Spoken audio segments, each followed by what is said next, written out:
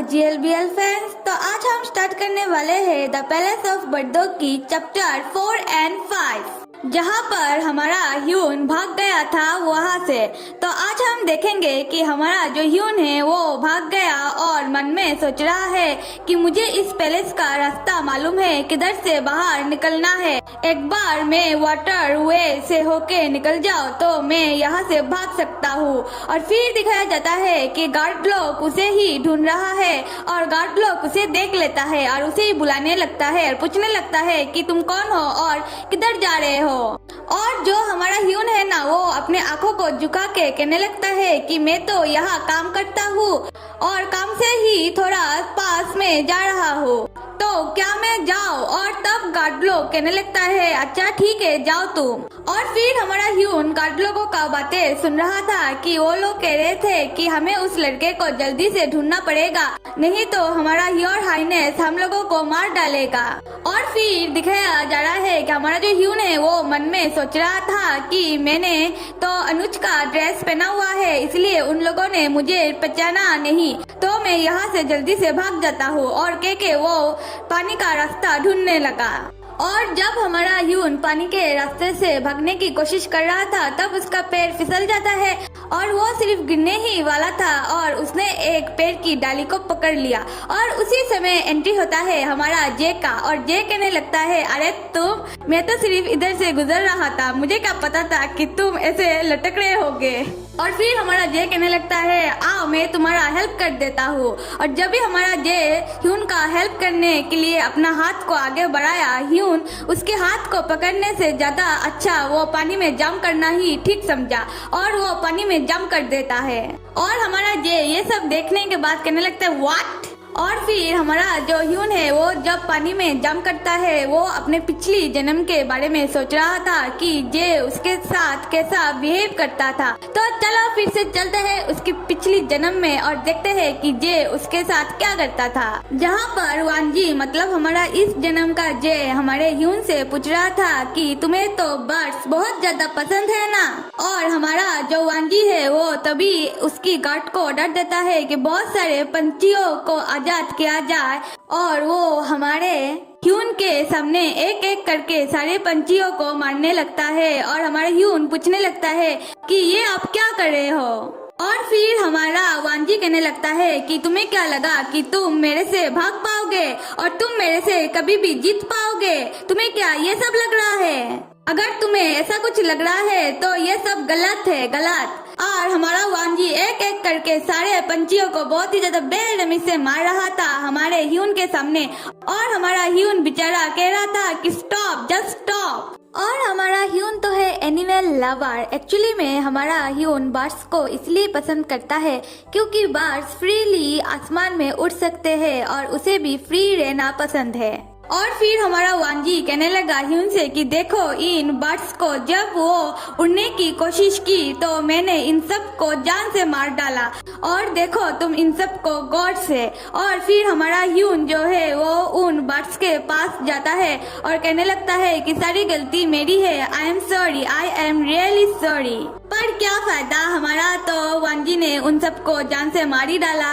और हमारा ह्यून रोता रह जाता है, क्या करे बेचारा। खैर तो चलो अब आते हैं हम इस जन्म में, जहाँ पर हमारा जे हमारा ह्यून को पानी में से निकाल के अपने गोदी में उठा के लेके आ रहा था और आने के बाद अपने कमरे में जमीन पे पटक देता है हमारा ह्यून को और कहने लगता है कि सच में तुम भागने की कोशिश कर रहे थे और तुम्हें महल का रास्ता कैसे मालूम पड़ा, क्या तुम सच में कोई स्पाई हो? और हमारा ह्यून कहने लगता है कि मैं सिर्फ एक स्लेव हूँ और मुझे स्लेव कैंप पे जाना है, इधर नहीं रहना। और फिर हमारा जो जे है वो कहने लगता है शायद तुम्हें मेरी बात समझ में नहीं आ रही। और तब हमारा जो जे है वो कहने लगता है कि तुम मेरा ऑफिशियली गेस्ट हो। और यहाँ पर जो गेस्ट वर्ड यूज किया गया है वो एक्चुअली में उनके लिए यूज किया जाता है जो हमारा एम्पेरियर को सर्व कर सके।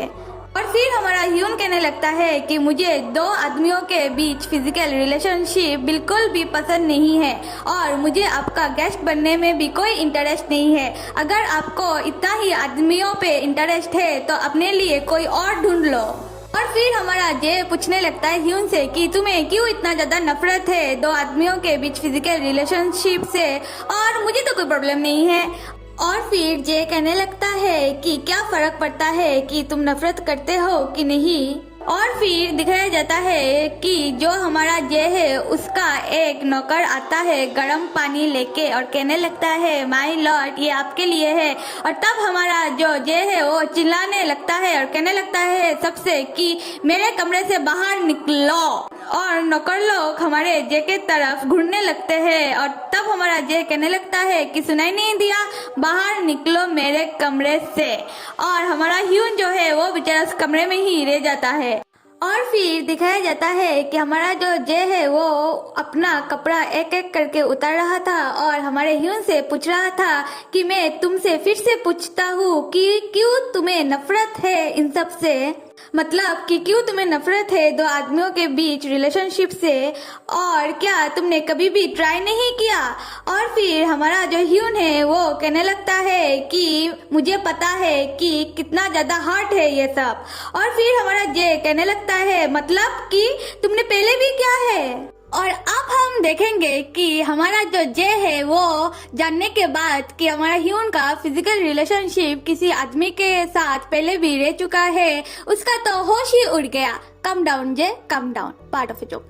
खैर, और फिर हमारा जे पूछने लगता है ह्यून से कि कौन है वो और किसके साथ तुमने ये सब किया। Answer me. और आप तुम्हें मेरे साथ वो सब करने में इतना ज्यादा प्रॉब्लम हो रहा है, ऐसा क्यों। और फिर हमारा ह्यून कहने लगता है कि मैं ऐसे भी बंदी रह चुका हूँ तो आपको आसानी होगी कि आप मेरे दोनों हाथों को ब्रेक कर दो और मेरे साथ जोर जबरदस्ती करने लगो। और हमारा जे फिर कहने लगता है क्या तुम चाहते हो कि मैं तुम्हारे साथ फोर्स करूं। तब हमारा ह्यून कहने लगता है कि मैं तो सिर्फ ये कह रहा हूँ कि आपको आसानी होगी। मतलब कि हमारा जो ह्यून है वो जिस फिजिकल रिलेशनशिप के बारे में बात कर रहा था, मतलब कि उसके साथ किसी ने जबरदस्ती की थी तब। खैर ये तो हम स्टोरी में आगे देख ही लेंगे कि क्या हुआ था। और फिर हमारा जे पूछने लगता है कि क्यों तुम इतना ज्यादा हेट करते हो मुझे, और इसके पीछे तो जरूर कोई रीजन तो होगा, तो क्या है ये। और फिर हमारा ह्यून कहने लगता है हमने रीबर्थ लिया और ये सिर्फ कर्मा है, कर्मा। मतलब कि हमारा जो ह्यून है वो बड़बड़ाने लगा ये सब। और हमारा जो जे है उसे कुछ भी समझ में तो नहीं आ रहा था, वो सोच में पड़ गया कि क्या सब बकरा है ये। और हमारा जे कहने लग जाता है कि मैं बहुत दिनों के बाद एक्साइटेड फील कर रहा हूँ, बहुत ज्यादा मजा आएगा इन सब में। और फिर हमारा जे कहने लगा कि इसके पीछे जो भी रीजन है वो तो मैं पता लगा कर ही रहूंगा। और हमारा ह्यून तभी फिर से बड़बड़ाने लग जाता है कि नहीं, आपको कुछ भी याद ना आए, इसमें ही हमारा भलाई है और फिर से वो सब हेल ना हो, और प्लीज प्लीज। और ये कहने के बाद ही हमारा जो ह्यून है वो बेहोश हो जाता है और हमारा जे उसको तुरंत ही पकड़ लेता है और वो थोड़ा डर जाता है और चिल्लाने लगता है कि कोई है, कोई जल्दी से डॉक्टर को बुलाओ। और फिर दिखाया जाता है कि डॉक्टर आता है और हमारा जो ह्यून है उसे चेक कर रहा था। और हमारा जे को कहने लगता है कि ह्यून की तबीयत बिल्कुल भी ठीक नहीं है, हमें नहीं पता कि इन्हें कब तक बचाया जा सकता है और ऐसा लग रहा है कि ये जल्दी ही मरने वाले हैं। और फिर हमारा जे कहने लगता है नहीं, कुछ करो तुम। और फिर डॉक्टर कहने लगता है अच्छा ठीक है, कोई मेडिसिन ट्रीटमेंट करते हैं, देखते हैं कि क्या हो सकता है। और फिर जे कहने लगता है कि नहीं, मुझे ये जिंदा चाहिए, तुम्हें किसी भी हालत पर इसे बचाना पड़ेगा, वरना तुम तो गए, मैं तुम्हें मार डालूंगा। और ये सब कहने लगता है डॉक्टर को हमारा जे। खैर, और फिर हम देखते हैं कि हमारा जो जे है वो उसका अनुज को बुला के पूछ रहा था कि तुम्हें क्या मालूम पड़ा उस लड़के के बारे में, और मेरे से झूठ मत कहो, मुझे मालूम है कि तुमने कुछ ना कुछ तो पता लगाया ही होगा उसके बारे में। और फिर उसका अनुज कहने लगता है हाँ माय लॉर्ड, मैंने पता लगाया कि वो तो जोक फैमिली का बड़ा लड़का है और उसका नाम है जोक ह्यो यॉन। और उसके फैमिली वालों का मानना है कि वो तो मैटमैन का रीबर्थ है और इसीलिए ही उसका जो छोटा भाई है वो अभी हेड है जोक फैमिली का। और फिर हमारा जे पूछने लगता है कि मैटमैन मतलब क्या कहना चाह रहे हो तुम। और फिर उसका अनुज बताने लगता है कि 100 years एगो एक लड़का था जिसको सब मैटमैन कह के बुलाते थे और उसका आँख ब्लू कलर का था। और उसका अनुज कहने लगा कि वो 17 साल एज से ही मतलब आर्किटेक्ट का काम करता था और पैलेस बनाता था। और हमारा जो पहले वाला माइलॉर्ड था मतलब वांजी, उसने उसको पैलेस बनाने का ऑर्डर दिया था अपने लिए एक। और बाद में कुछ ऐसा हुआ कि वो लड़का जो मतलब मैटमैन है वो अपने ही हाथों से बनाया हुआ पैलेस को खुद ही तोड़ देता है और उसके नीचे आके सुसाइड कर लेता है। और फिर हमारा ये पूछने लगता है कि तुम तो किसी रीबर्थ के बारे में बात कर रहे हो, क्या इन सब में सबको क्या विश्वास है। और फिर उसका अनुज बताने लगता है कि जोक फैमिली का हेड का मानना था कि उस लड़के के वजह से मतलब कि मैटमैन के वजह से 100 years एगो तब उस समय उसका फैमिली का बहुत ही ज्यादा नुकसान हुआ था, मतलब कि ऑलमोस्ट खत्म होने ही वाला था, मतलब कि खत्म हो ही चुका था। और फिर कहने लगता है उसका अनुज कि जोक फैमिली ने जब हमारा ह्यून का आंखों का रंग ब्लू देखा तब वो लोग डर गए हैं। और जब हमारा ह्यून 5 year का था तब उन लोगों ने मतलब हमारी ह्यून की फैमिली ने उसको कैद करके रखते थे और रिसेंट ही उसे स्लेव एरिया पे मतलब स्लेव कैंप पे भेजा हुआ था उन लोगों ने। मतलब हमारे ह्यून का कोई दोष भी नहीं था और सिर्फ उसका आंखों का कलर ब्लू होने के कारण उसके फैमिली ने उसके साथ ये सब किया।